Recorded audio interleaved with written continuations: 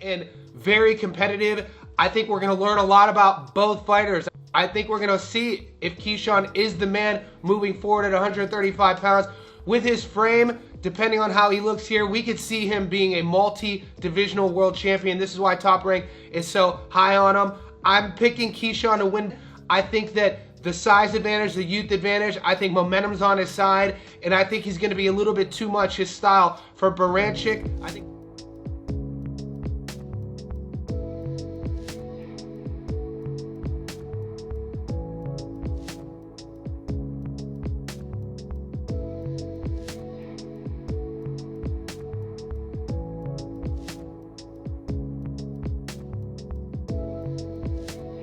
What's up, fight fans? Welcome to my channel. This is Johnny, and today's video we're going to be going over the statistics that nobody talks about when mentioning last night's title fight at 135 pounds between then champion Dennis Berinchyk and the challenger Keyshawn Davis. Guys, before we continue, I want to say thank you to all the new subscribers. Thank you to everybody who's been with me since day one. If you haven't already, could you please hit subscribe? You might be watching my content and be unaware that you haven't hit that button yet. Could you also like this video and hit the little bell icon, the notification button? What that'll allow me to do is every time I put something out that's new, you'll be the first to be notified. Thank you. All right, guys, in this video, we're gonna go over the 4th round knockout victory for Keyshawn Davis. He is the new champion at 135 pounds. He joins the ranks of the other champs, Tank Davis, Shakur Stevenson, and Vasily Lomachenko as the kings of that division. He became a world champion on his 13th pro fight. The only one to do it before him was Vasily Lomachenko, and Oscar De La Hoya did it in his 14th fight at 135 pounds. Keyshawn Davis looked spectacular. He doubled down on his last performance in Norfolk, Virginia against Lemos, where he knocked him out. And knocking Dennis Berinchyk out was definitely a feat. He was a world champion, and it's another fight that we predicted.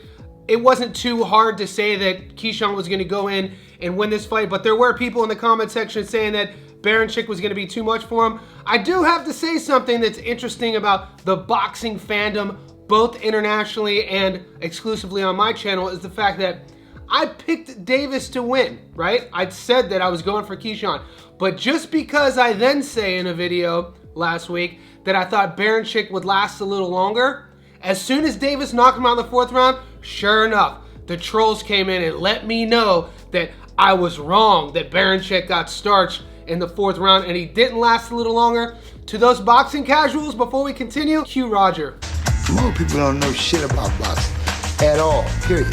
That being said, since we got that out of the way, what we're going to go over today, we're going to talk about the total punch output, the jabs, and the power shots. This fight, if you guys watched it, I watched it live last night and I just rewatched it just now. There was a lot of holding, a lot of grabbing, a lot of clinch work going on between both fighters. This is how Berinchyks' game plan was going to be. This is how he beat Navarrete. He likes fighting dirty boxing style. The thing Keyshawn did from round 1 that I thought was spectacular, that doesn't get spoken about enough, is his technical defense. He is so hard to hit, but he's also offensive minded. With Berinchyk, from round 1, he started off with a lot of movement, a lot of awkward stance switches, as Berinchyk does, and circling left, circling right, coming in and throwing these punches at awkward angles. Nothing was really landing, but what Keyshawn was doing that was exceptional, to break down Berinchyks' movement and slow his feet down, he was landing to the body time and time again, and Keyshawn's body work was exceptional last night. We started to see it pay off in the 3rd round with his first knockdown. Now, critics could say that Berinchyk, if you watch that in slow-mo, he was defending and he was already kind of going down, and then Keyshawn lands a hook around the guard that kind of got the back of the liver, and that was called a knockdown, and it was a knockdown.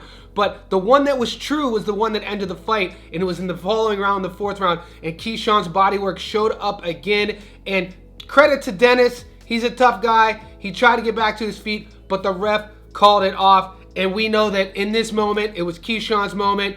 We have a new world champion at 135 pounds. So moving forward, let's take a closer look at those statistics. It only went 4 rounds, so there wasn't a lot of stats. Guys, overall in the fight, jabs. Berinchyk throws 52, landing 2 at a 4% clip. Davis throws 48, landing 5 at a 10% clip. Power shots. Berinchyk throws 69, landing 12 at an 18% clip. Davis throws 57, landing 15 at a 26% clip. And overall total punches in those 4 rounds before the knockout, Berinchyk throws 121, 14 land at a 12% clip. Davis throws 105, landing 20 at a 20% clip. So neither guy was punching a lot. There wasn't a lot of action in terms of, it wasn't a slugfest. Berinchyk thought he was going to last until the later rounds, and that's how he was fighting. He was trying to frustrate Keyshawn and make it through those mid to late rounds and see if he could pull out a decision victory. Keyshawn wasn't having it. He was too athletic, he was too big, he was too defensive minded, and he just had too much arsenal. It's exactly what I said in the opening. It's exactly what I predicted last week, what I thought the hill for Berinchyk was gonna be too steep to climb, where all those aforementioned traits that Keyshawn has. Guys, last night he did not look like a 135er, man. Keyshawn fills out really exceptional. His back was wide. He's listed at 5'8". He looked all of 5'8", could have been 5'9", but he uses his body well. He uses his powder well. The kid is super athletic. He's super quick. His reflexes are good. He's a nightmare at 135. It's going to be fun to see what he does, how long he wants to stay around at 135. He's only 25 years old. It's going to be awesome to watch this kid grow throughout his career. It's a question I asked everybody last night on our YouTube channel when we found out that he won, was the fact that this is 2 fights in a row now. He sells out Norfolk. The Madison Square Garden room that they fought in last night had 5,000 seats. That was sold out. In the comment section below, we have to ask the question once again, is Keyshawn Davis boxing's next American superstar, or is he already at that level? You got superstar celebrity athletes like Allen Iverson going out and tweeting and giving him credit, you know, saying pride from Norfolk, Virginia. They're both Virginia guys. And the more performances like this, the more big names that he fights, he can only go up. He is a world champion. Now he has that leverage to bring fighters to him. You can only see Keyshawn Davis' star getting bigger and bigger. What do you guys expect from him? Unified matches at 35. He said he's not going to obviously fight Shakur, but he wants to fight Loma. He wants to fight Tank. There's people at 140 for him. Teo and him have been going back and forth for a long time. People are going to say they want him to fight Andy Cruz, but guys, that Andy Cruz fight does not excite me. Even though Cruz beat him in the amateurs 4 times, that still doesn't impress me enough to watch them fight on the pro level. I want to see more from Andy Cruz. He is growing and growing and getting better in the pro game with each fight that he has under his belt, fighting with Bozy Ennis. So I'm not saying that fight won't happen. I just don't want to see it now. I think Keyshawn is here in terms of superstardom, and Andy Cruz is here. I mean, the boxing heads know of Cruz, but on a mainstream scale, no one really knows who that is. The businessman, on the other hand, has projected and propelled him to the top of the sport. What's next for him? What do you make of his last performance against Berinchyk? How do you rate it on a scale of 1 to 10? Leave all that in the comment section below. Man, it was a crazy event, man, electrifying event. It just feel like every single time I fight, man, it's just so energetic, you know what I'm saying? I feel like I be having the best build-ups leading up to my fight, and you know, fight night just be amazing, man. It's always a movie. Keyshawn, by the 3rd round, you were smiling out at your family ringside. And Yeah. Did you have them completely figured out by the 3rd? And how'd you get the left hook to the body in? I mean, I ain't gonna lie. It was one of those rounds his nose started bleeding. I think it was the 2nd. Once I seen that, I'm like, yeah, it's any time now, you know? And it was, you know, 2 rounds after that, 4th round, got him up out of there. What was the adjustment you saw, though, to get the body shots off? My coaches, Rendell Johnson, he told me start going down to the body more. And Bud Crawford, he kept telling me, you know, stop letting 1 shot go, let 2 shots go. So I listened to both of them, I put it together.